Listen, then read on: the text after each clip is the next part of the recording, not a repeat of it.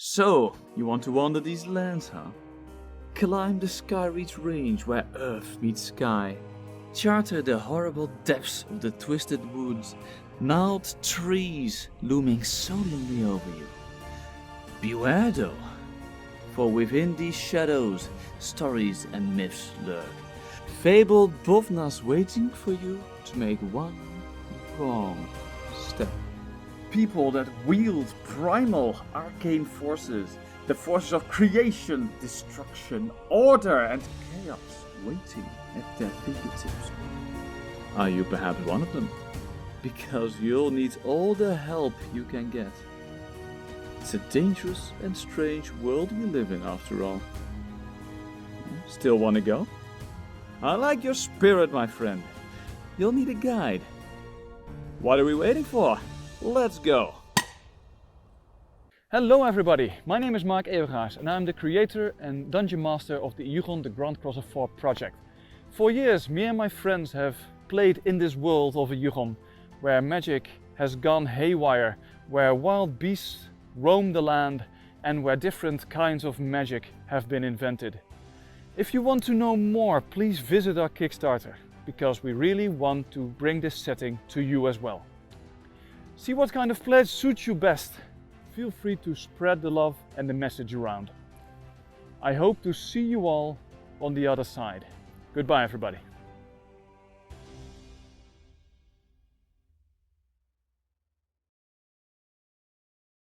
Greetings, weary wanderer, and welcome back to Lonely TTRPG, the solo actual play and review podcast.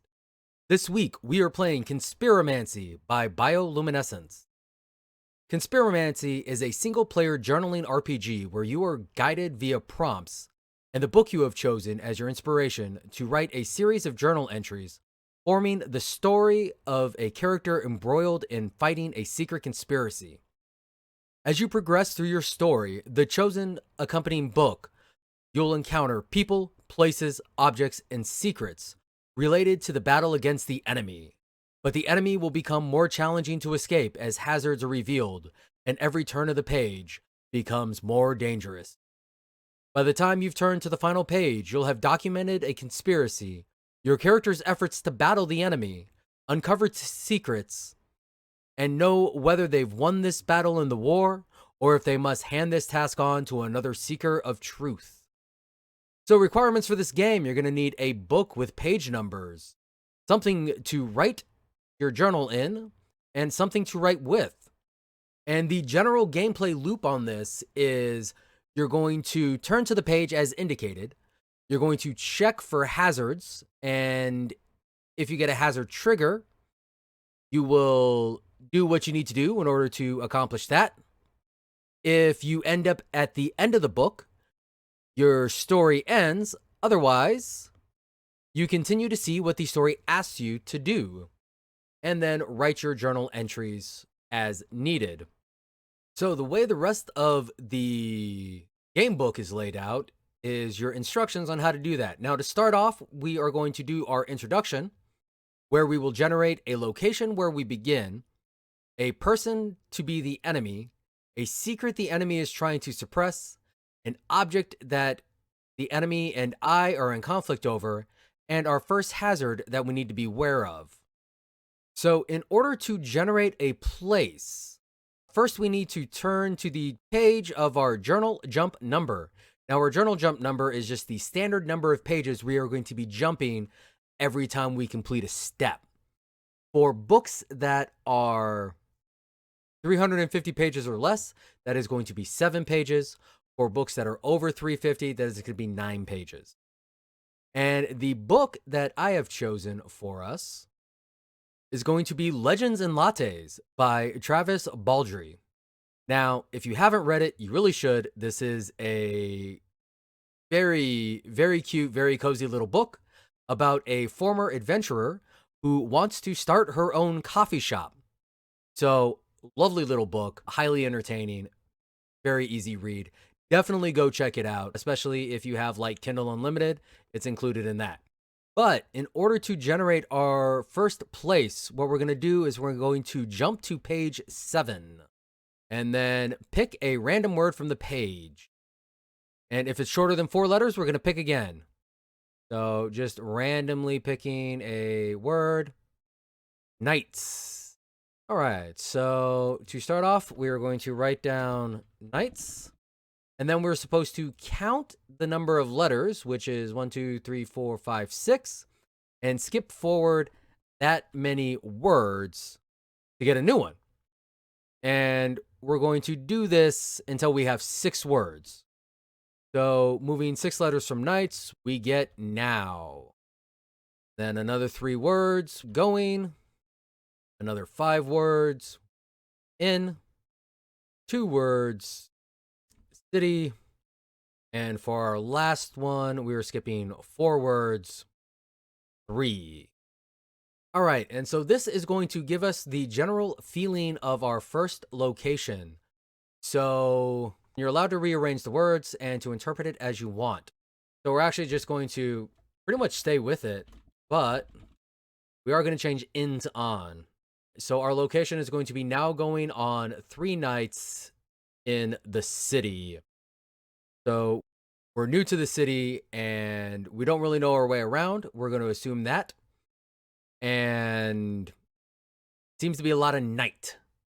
Perfect for that whole noir feel.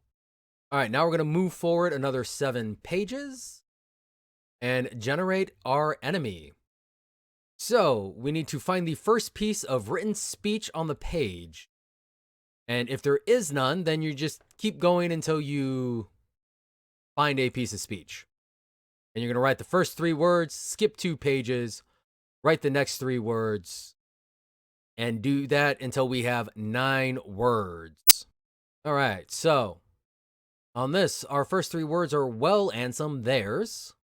Skipping forward 2 pages. So I didn't is our next 3. And then another 2 pages. No dialogue. No dialogue. Skipping a lot of pages to find some dialogue. Oh no. It's nice work. There we go. We finally found some. All right. So how to interpret this? Obviously, it's going to be Ansem. All right. So yeah, we're going to go Ansem and we're going to say it's nice work, but I didn't. Well, I didn't. So we're going to say Ansem is kind of the Edison type who likes to take credit for others. Or actually, no, he's not even taking credit because Ansem is admitting that they didn't do it. But I'm going to say Ansem is a gatherer of... we're going to say Ansem is a gatherer of fine things. Businessman. All right, next up we have our secret. So once again, we're going to jump forward 7 pages. Currently on page 21, so that's going to take us to page 28. And for our secret, we're going to take the last 3 words of the first sentence on the page. And the last 3 words of the last sentence. And that is going to generate our secret. So our first 3 words are a moon-faced man, and our last 3 words are the interlocking patterns. All right, so we're going to say that our secret has something to do with the interlocking patterns created by the moon-faced man. All right, next up, we have the object, which is the artifact or valuable that is pivotal to our conflict. So the secret is something that the enemy is trying to suppress, and the object is what we both want. So again, we need to skip forward 7 pages, and we're going to find the first common noun and the last common noun on the page. And this is where I fail at English. All right, so it looks like city is our first common noun, and our last common noun be new arrivals.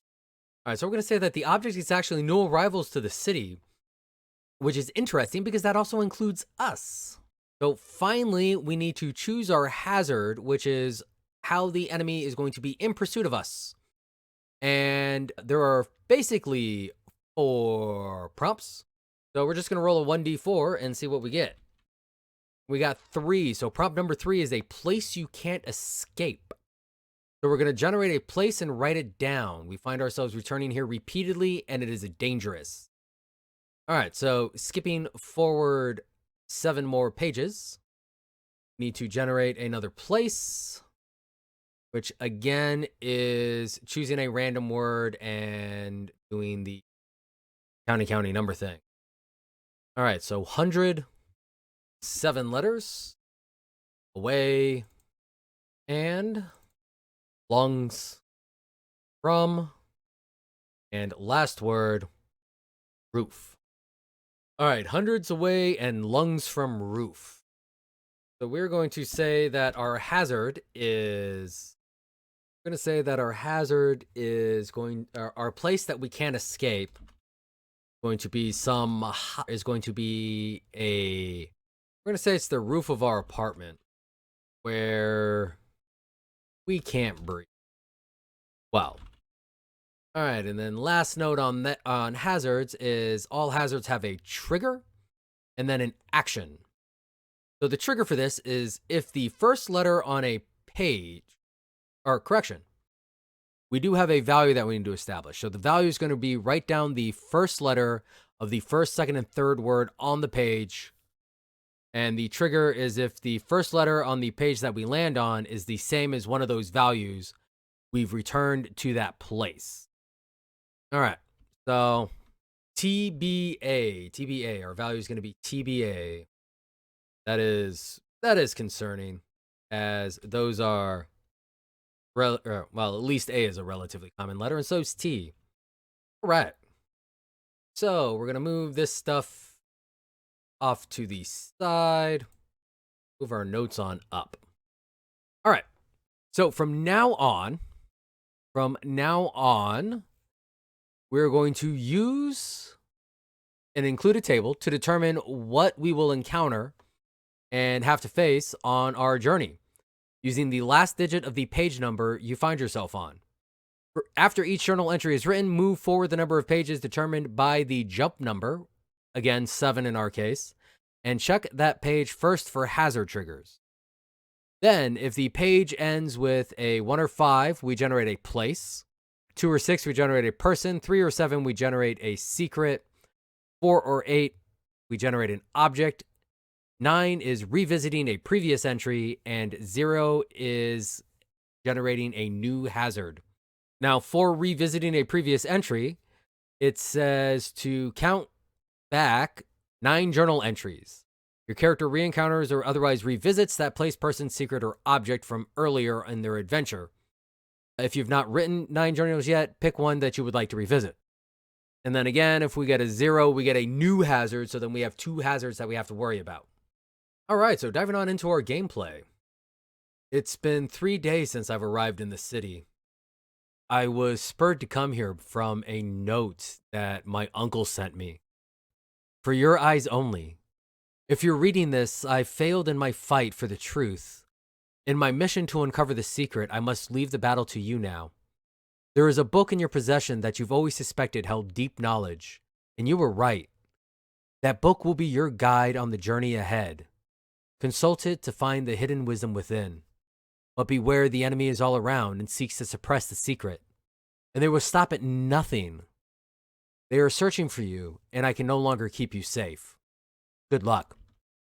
And this note that my uncle sent was concerning. I wasn't sure what he meant, but shortly after getting off the train here, we were all surrounded by these video ads from a Mr. Ansem welcoming new people into the city and urging newcomers to go to the visitor center and receive the keys to our housing. And like this seemed odd. Like I've never been to a place where they just gave housing away.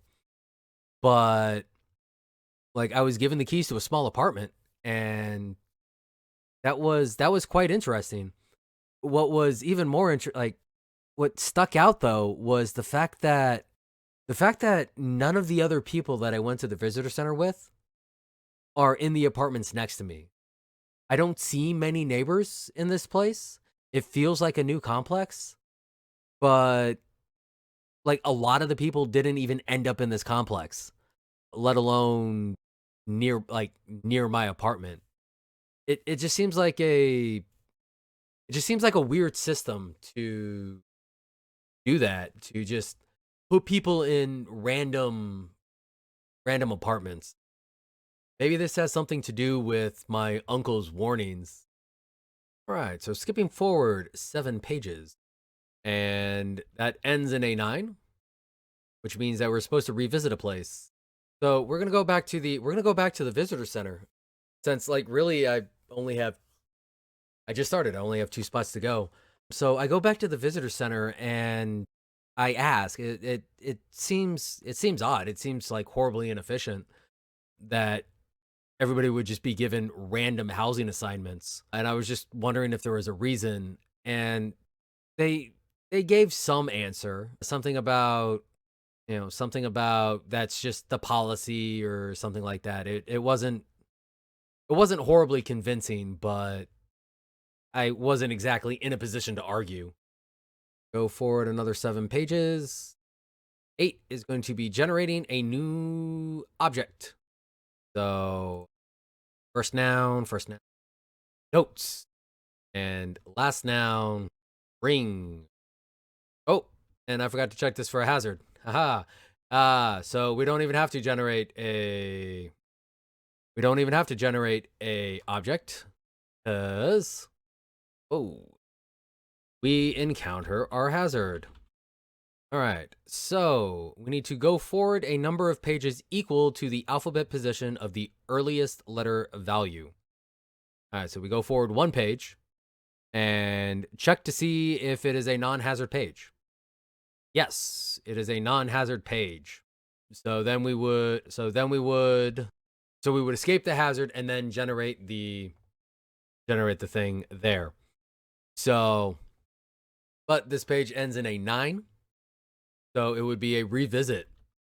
As I go back to my apartment and as I spend time in my apartment, this is the highest I've ever lived, and looking out my window and seeing nothing but open sky, just not seeing the ground anywhere near me. It's too much, and I can't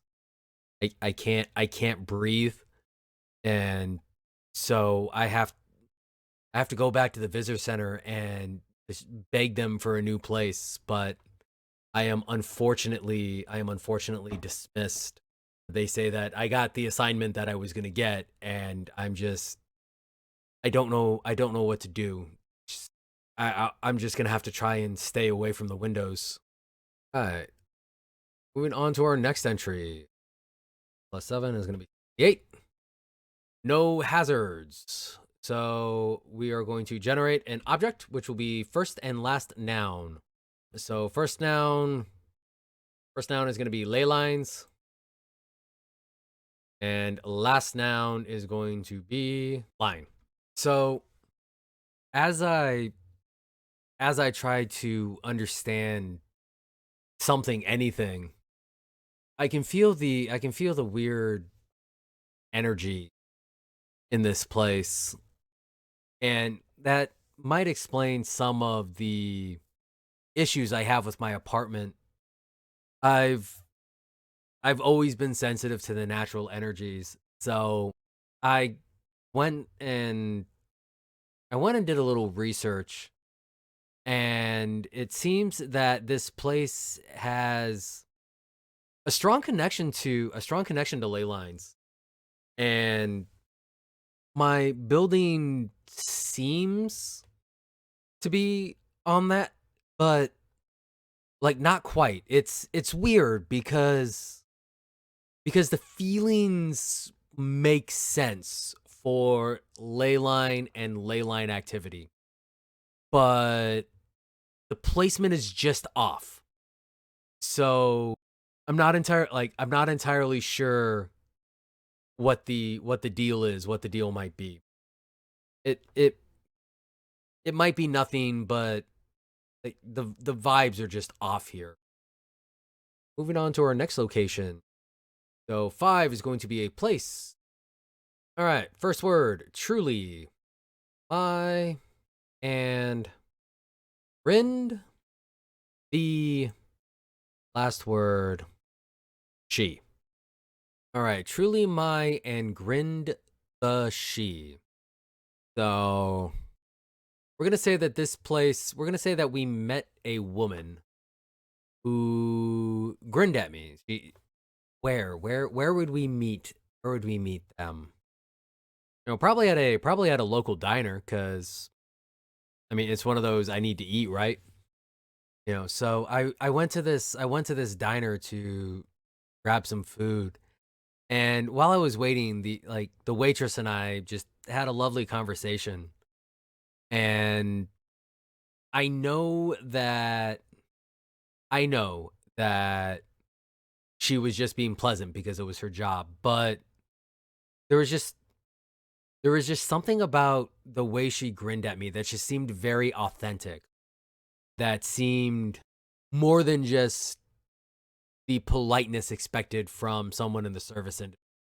And I mean, of course I didn't act on it, because it's never hit on anybody on the clock. That's just awkward for everybody. But you know, maybe for the first time in maybe for the first time since arriving in the city, I actually feel like I might be making a friend. All right. And then last one, our last thing that we'll do tonight, skipping ahead another 7 pages. So 75 plus is 82. And that starts with an S, so no hazard. And it is a 2, so we're going to be generating a person. All right. Should just get. Skip ahead 2 pages. You stop in. So I think that this is going to be our moon-faced man, because I'm still I still can't get comfortable in my apartment. The anxiety of the height is just getting way too much for me. And finally I was turned away from the visitor center. They told me if I had an issue, I needed to bring it up to the housing administration. So I went down to City Hall to speak with housing, and I was getting a runaround, and I was getting the runaround. And finally I just found the director's office and kind of made my own appointment. I just walked in, and behind this desk was a pale man with a very round face, and it reminded me of the moon. And I went to before I could even walk up to even introduce myself, he looked up and he was like, "What are you doing? You shouldn't even be here. You know, it's time for you to get out." But as I was being ushered out of the office, before I could even bring up my concerns, I did see the map of the city, which, you know, would make sense for the housing director to have. And, you know, it had several pins on it that, you know, one of which was my apartment. And these pins had yarn running through them, forming this really interesting pattern that was very reminiscent of the ley lines the ley line diagram that I saw. It wasn't quite it. It was just off. But the similarity was uncanny. But before I could really look at it or check it or do too much study to it, I was quickly ushered out. And that is where we're going to call it. So that is Conspiramancy. And I really like this. I really like that is a very unique system. Of course, I really enjoy getting random prompts and trying to use those random prompts in order to figure out how to tie it together and how to link it all in. The biggest weakness I think is the secret. Because on the one hand, you want to not know the secret, especially as a solo player. You want to not know the secret. You want some way to discover that. But on the other hand, like the premise of this is you're trying to uncover this truth. And if you know the secret, it really ends up guiding a lot of your movements, not necessarily trying to uncover the secret, but trying to prove the secret. So it's one like I don't hate having it, but calling it the secret just feels off. You know, calling like just simply renaming it the conspiracy, so it already is a known thing to you, and now what you're trying to do is prove it. I think might make that feel a little bit better. The other piece that was a little sad was like you're generating these people and places and prompts, but like there's really no mechanism for determining unsure outcomes. You know, like along the lines of, hey, do I see something like this? Or, you know, there was no oracle for answering questions, which, you know, this is very narrative focused. And I think that part of it is if you like, again, if you play secret more as conspiracy, then that mechanism doesn't need to be there, because you are going to be biased by your attempt to prove this conspiracy. So everywhere you go, if it is a plot relevant thing, or if you make it a plot relevant piece, is going to confirm your conspiracy in some way. You know, maybe some type of mechanism for making the scene a positive, negative, or neutral. You know, so like you roll or you generate a new place, but this place is negative to your conspiracy or positive to, you know, something like that. That might be something to help out. But as is, you know, again, I just have to assume that everywhere I go is working out for what I want. You know, and then my final gripe is the standard jump. Because like once you generate everything and you start, like I can do math. So I can pretty much figure, like I pretty much know the order that I'm going to be doing things. You know, I'm going to generate this, and then I'm going to generate this, and then I'm going to generate this, because I know what 7 plus my current page number is. The only thing that really changes that any is if you run into a hazard, which surprisingly I only ran into one. A lot of Legends and Latte starts with like character names, so I kind of lucked out on that. But at the same time, you know, I think maybe rolling a dice, or like some other mechanism of moving forward. You know, and that can be tied with whatever it is you're generating, because you know, it could be like move forward number of pages equal to the last word you generated, or something like that. Like it's not hard to homebrew, but you know, like again, like I said, the standard jump 7 or jump 9, like I get it. It ensures that the story ends at around the same spot for everybody every time, which is good game design. Don't get me wrong. That's great game design. They put a lot of thought into how many turns they think they wanted the game to last. And I'm willing to bet that's how that number was generated. But as a player, it makes it fall kind of flat. But despite all of that, like this is still just like a really fun way of generating this stuff. And maybe I like it more as a tool for generating the random things. But I really enjoyed the initial setup to this.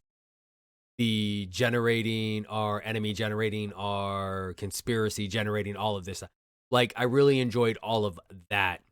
And then tying in the random generations after that into all like I enjoy that type of stuff. This is definitely something I would see myself more like just sitting down and doing for myself. This is a hard one to do kind of public, not gonna lie. But this is just kind of like right up my this is niche, and it is my niche. I just love that piece. You know, and I love the solo games that look for those interesting mechanics to generate the play, such as using a book. We've only had one other game on this podcast so far that also used a book to help generate that stuff, and that was Grimoire. So go check that out if you haven't. But yeah, fun time, very interesting. I would be somewhat interested to see how different gameplay ends up with different books and genres.